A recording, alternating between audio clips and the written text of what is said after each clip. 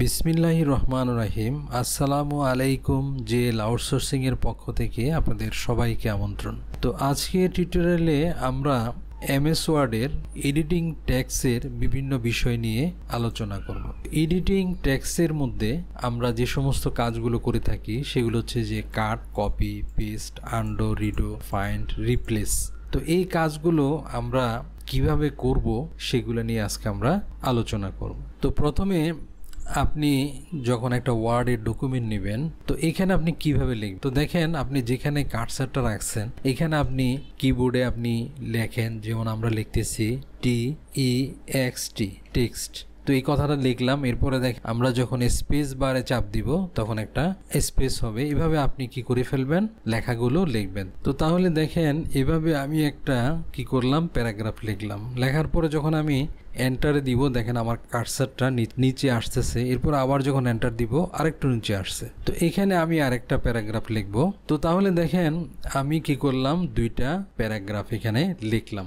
এরপরে দেখেন আপনি এমএস ওয়ার্ডে একটা সিস্টেম আছে, আপনি যদি ধরেন আপনাদের বোঝানোর জন্য আমি একটা টেক্সট এখানে লিখলাম। আপনি যদি কোনো র্যান্ডম যদি কোনো টেক্সট আনতে চান তাহলে একটা ফাংশন লিখবেন =RAND লিখে আপনি যদি 2,2 ব্র্যাকেট দিয়ে এন্টার দেন তাহলে দুইটা প্যারাগ্রাফ আসবে। আর দেখেন আমি 3,3 দিয়ে যখন আমি এন্টার দিব, এই যে আমি এন্টার দিচ্ছি, দেখেন আমার এখানে অটোমেটিক র্যান্ডম তিনটা প্যারাগ্রাফ এখানে কি হয়ে গেছে, তৈরি হয়ে গেছে। তো দেখেন আমি যে এই কমান্ডটা লিখলাম এখানে দেখেন এই যে প্রথম যে 3 লিখলাম এটাতে কি হলো, আমার তিনটা প্যারাগ্রাফ তৈরি হইলো। তো এখানে প্রথমে আপনি যত লিখবেন ততটা কি হবে, প্যারাগ্রাফ তৈরি হবে। আর এরপরে যে সংখ্যাটা দিবেন, যেমন আমি এখানে 3 লিখছি এই জন্য আমার একটা প্যারাগ্রাফে কি হবে, তিনটা আপনার লাইন তৈরি হবে। আপনি এভাবে আপনি কি করতে পারবেন, র্যান্ডম যে কোনো প্যারাগ্রাফ আপনি তৈরি করতে পারবেন আপনার ইচ্ছা মতো। তো আমরা এটা ডিলিট করে দিচ্ছি, দিয়ে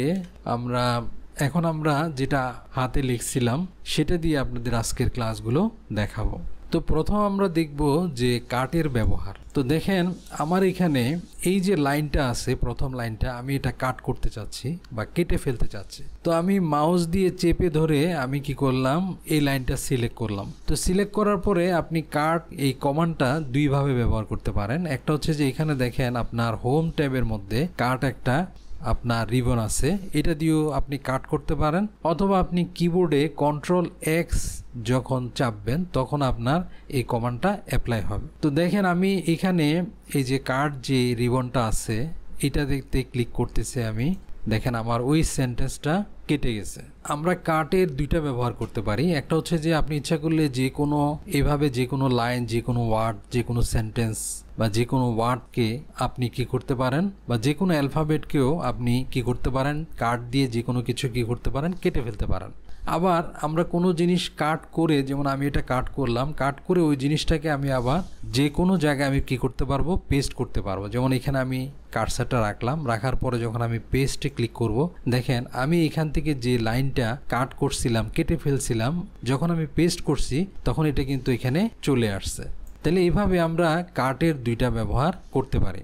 এরপরে দেখেন আমরা কপির ব্যবহারটা দেখব। তো কপি কমান্ডটা আপনি দুইভাবে ব্যবহার করতে পারেন। একটা দেখেন এখানে এই যে কপি আপনার রিবন আছে, এটার মাধ্যমেও করতে পারেন। তো তাহলে আপনি যখন এই যে কপি রিবনটাতে ধরবেন তখন এখানে কিন্তু আপনার লেখা আসবে নিচে Ctrl+C, অর্থাৎ Ctrl+C যখন আপনি কিবোর্ডে চাপবেন তখনও কিন্তু কপি কমান্ডটা অ্যাপ্লাই হবে। তো দেখেন আমরা এখান থেকে আমরা যদি এই সেন্টেন্সটা, এই যে নিচের যে সেন্টেন্সটা, এটা যদি কপি করি, আমি কি করলাম এখান থেকে প্রথমে যে অংশটা আমি কপি করব সেটা সিলেকশন করলাম।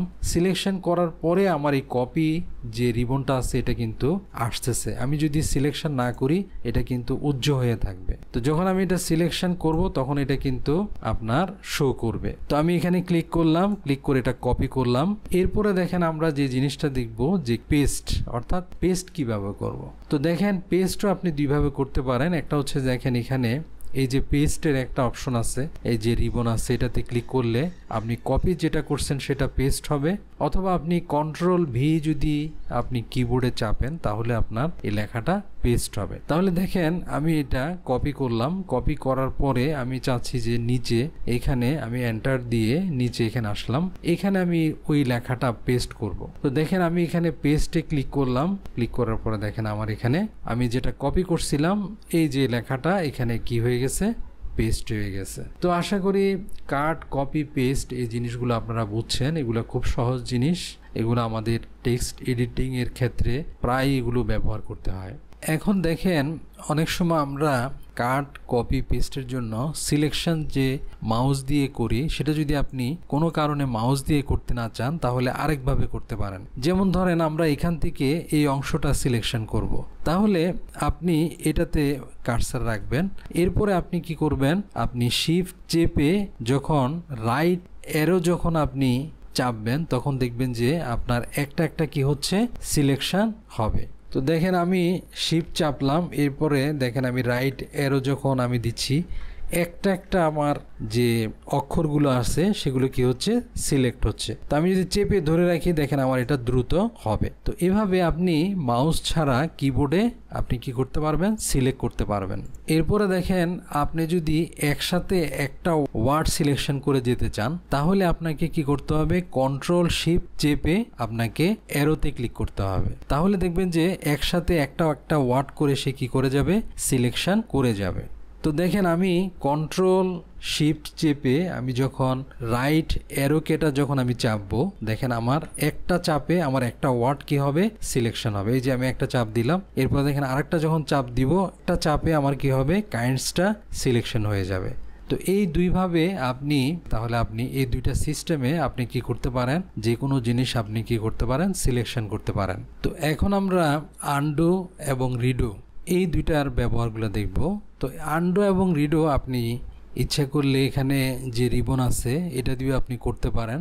যেমন এখানে যদি আপনি ধরেন এখানে লেখা আসবে কন্ট্রোল জেড, অথবা আপনি কন্ট্রোল জেড চেপেও আপনি করতে পারবেন। আর রিডিও আপনি দেখেন এখানে রিডু অপশন আছে, এটাতে চেপে আপনি রিডু করতে পারেন, অথবা কন্ট্রোল ওয়াই চেপেও আপনি রিডু করতে পারেন। এটা কিন্তু লাস্ট যে অ্যাকশনটা আপনি কাজ করবেন সেই অ্যাকশনটার কিন্তু এটা অ্যাপ্লাই হবে যদি আপনি আনডু করতে চান। অথবা দেখেন আমি এখানে এই লেখাটাকে কি করলাম, আমি একটা কালার দিলাম। তো এই লাইনটাকে আমি কি করলাম, কালার দিলাম। তো কালারটা দেওয়ার পরে আমি চিন্তা করলাম যে না আমি আবার আগের অবস্থায় রাখবো।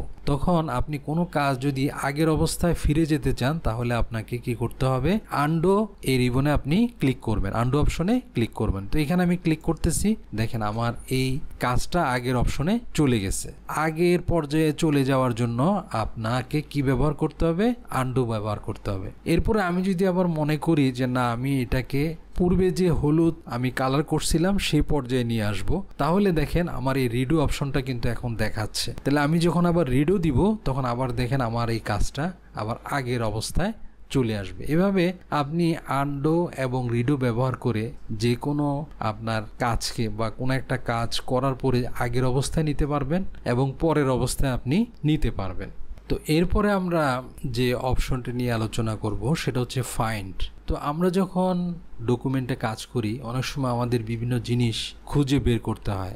দেখা যায় আমাদের ডকুমেন্টে কোনো একটা শব্দ আমরা খুঁজে বের করতে চাচ্ছি, ওই শব্দটা অনেকবার আছে বা ওই শব্দটাকে আমরা কোনো কিছু চেঞ্জ করব, তখন আমরা এই ফাইন্ড অপশনটার মাধ্যমে খুব সহজে এই সমস্যাটার সমাধান করতে পারি। তো ফাইন্ড কমান্ডটা আপনি এখানে দেখেন ফাইন্ড যে একটা রিবন আছে এটা দিয়ে আপনি ক্লিক করলেও আপনি ফাইন্ড অপশনটা আসবে। অথবা দেখেন এখানে যখন আপনি ধরছি তখন নিচে লেখা আসছে কন্ট্রোল এফ, অথবা কন্ট্রোল এফ চেপেও আপনি এই কমান্ডটা ব্যবহার করতে পারেন। তো দেখেন আমি যখন এখানে ফাইন্ডে এই রিবনটাতে যখন আমি ক্লিক করব তো দেখেন আমার এখানে একটা ফাইন্ডের অপশন আসছে। এটা হচ্ছে যে আমরা যারা লেটেস্ট মাইক্রোসফট অফিস ব্যবহার করতেছি তারা এই অপশনটা পাবেন। তো এইখান থেকেও আপনি বিভিন্ন কিছু বের করতে পারবেন। ধরেন আমার এখানে এই প্যারাগ্রাফগুলোতে এসইও শব্দটা কিন্তু অনেকবার আছে। দেখুন আমি চাচ্ছি যে আমার এখানে কতগুলো আছে, আমি যদি এখানে সার্চ বারে দিয়ে যদি আমি এখানে সার্চ দিই বা এখানে যখন আমি লিখে যখন এন্টারে ক্লিক করব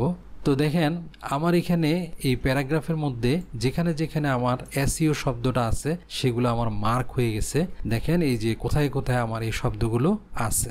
আর এছাড়া যারা আমরা পুরনো ভার্সন ব্যবহার করতেছি, এই অপশনটা আপনি অন্যভাবেও ব্যবহার করতে পারেন। যেমন এখানে ফাইন্ড এর মধ্যে দেখবেন ফাইন্ড অ্যাডভান্স ফাইন্ড, এখানে যখন ক্লিক করবেন তখন আপনার দেখেন যে এই ফাইন্ড অপশনটা এইভাবেও আসবে। তো তাহলে দেখেন আমরা এই বক্সটা দিয়ে খুব সহজে কিন্তু আমরাও এই যে কোনো জিনিস আমাদের ডকুমেন্ট থেকে বের করতে পারি। তো ধরেন আমি চাচ্ছি যে আমার ডকুমেন্টে এসইও শব্দটা কোথায় কোথায় আছে। তো দেখেন আমি এটা লিখলাম, লেখার পরে যখন আমি ফাইন্ড নেক্সট এটাতে ক্লিক করব, তো দেখেন আমার এখানে সিলেকশন হয়েছে যে এখানে একটা এসইও শব্দ আছে। এরপরে যখন আবার আমি ফাইন্ডে ক্লিক করব, দেখেন এরপরে আবার আসবে। এভাবে আপনি যতবার সিলেক্ট করবেন, যতবার শব্দগুলো থাকবে ততবার আসবে। দেখেন এরপরে যখন আপনার সবগুলো দেখা হয়ে যাবে তখন আপনাকে এভাবে একটা পপ আপ উইন্ডোজ আসবে যে we are finished searching the document, মানে যতগুলো শব্দ আছে সবগুলো সে খুঁজে বের করছে, আর কোনো শব্দ নেই। তখন আপনি এটাতে ওকেতে ক্লিক করবেন। তো এইভাবে আপনার ডকুমেন্ট থেকে আপনি যদি যে কোনো শব্দ আপনি খুঁজে পেতে চান তাহলে এখানে লিখবেন, লিখে এভাবে ফাইন্ড দিবেন, আপনি শব্দগুলো খুব সহজে খুঁজে বের করতে পারবেন। আর আপনি যদি কন্ট্রোল F দেন তাহলে কিন্তু এই ডায়লগ বক্সটা চলে আসবে। তো আমরা এটা কেটে দিচ্ছি। এরপরে দেখেন আমরা দেখব রিপ্লেসের ব্যবহার। তো রিপ্লেসটা সাধারণত আমরা দেখা যায় যে আমরা যখন কোনো একটা প্যারাগ্রাফ বা কোনো একটা ওয়ার্ডে যখন কাজ করি, তো কোনো একটা শব্দ লেখার পরে আমরা অনেক সময় ওই শব্দটার পরিবর্তে আরেকটা শব্দ আমরা কি করতে চাই, রিপ্লেস করতে চাই। ধরেন আমার এখানে এসইও শব্দটা আছে, আমি যদি চাই যে আমার এখানে ডকুমেন্টের মধ্যে যতগুলো এসইও শব্দ আছে আমার একটা কমান্ডের মাধ্যমে সবগুলো কি হয়ে যাবে, আরেকটা শব্দ হয়ে যাবে, তাহলে আপনি এই রিপ্লেস এই কমান্ডটা ব্যবহার করে আপনি খুব সহজে যে কোনো ওয়ার্ডকে, যে কোনো সেন্টেন্সকে আপনি কি করে ফেলতে পারবেন, একটা ক্লিকে আপনি সবগুলো চেঞ্জ করে ফেলতে পারবেন। অনেক সময় আমাদের ডকুমেন্ট যখন বড় হয় তখন আমরা এই কমান্ডটা ব্যবহার করে খুব অল্প সময়ে এই কাজগুলো করে ফেলতে পারি। তো তাহলে আমরা এখন রিপ্লেসটা ব্যবহার করার জন্য দেখেন এই যে এখানে রিপ্লেস যে রিবনটা আছে এটাতে আমি ক্লিক করব। তো দেখেন আমার এই যে রিপ্লেস যে পপ আপ উইন্ডোজটা আছে সেটা চলে আসছে, এবং এখানে দেখেন আমার এখানে রিপ্লেস বাটনটাতে সিলেকশন আছে। এর আগে যখন আমরা ফাইন্ড কাজ করছিলাম তখন এই যে আমি যদি এটাতে ক্লিক করি আমার ফাইন্ড অপশনে সিলেকশন ছিল, তখন ফাইন্ডে কাজ করছে। এখন আমি যখন রিপ্লেসে কাজ করব আমাকে এটাতে সিলেকশন করতে হবে। তো দেখেন আমার এখানে অনেকগুলো প্যারাগ্রাফে এসইও শব্দটা লেখা আছে। তো আমি চাচ্ছি যে এসইও শব্দটার পরিবর্তে আমি কি করব, SEM শব্দটা লিখব। তো আমি এখানে লিখতেছি SEM। তাহলে আপনাকে প্রথমে দেখেন এটা আসছে যে ফাইন্ড হোয়াট, অর্থাৎ আপনি কোন শব্দটা চেঞ্জ করতে চান প্রথমে সেটা লিখবেন, এবং সেই শব্দটার পরিবর্তে রিপ্লেস উইথ, আপনি কোন শব্দ রিপ্লেস করতে চান সেই শব্দটা আপনি নিচে লিখবেন। তো দেখেন আপনি যেখান থেকে আমি চেঞ্জ করব সেখানে আমি কি করলাম, কার্সারটা এখানে রাখার পরে আমি কি করলাম, প্রথমে আমি ফাইন্ড নেক্সট এটাতে ক্লিক করতে হবে। আমি এটাতে ক্লিক করলাম, ক্লিক করার পরে আমার কি হইলো, এটা সিলেকশন হইলো। সিলেকশন হওয়ার পরে দেখেন রিপ্লেসে ক্লিক করব, দেখেন আমার এই শব্দটা রিপ্লেস হয়ে গেছে। এরপরে দেখেন আমার এর পরের যে শব্দটা আছে সেটা সিলেকশন হয়েছে। সিলেকশন হওয়ার পরে যখন আমি আবার রিপ্লেসে ক্লিক করব দেখেন এটা চেঞ্জ হয়ে গেছে।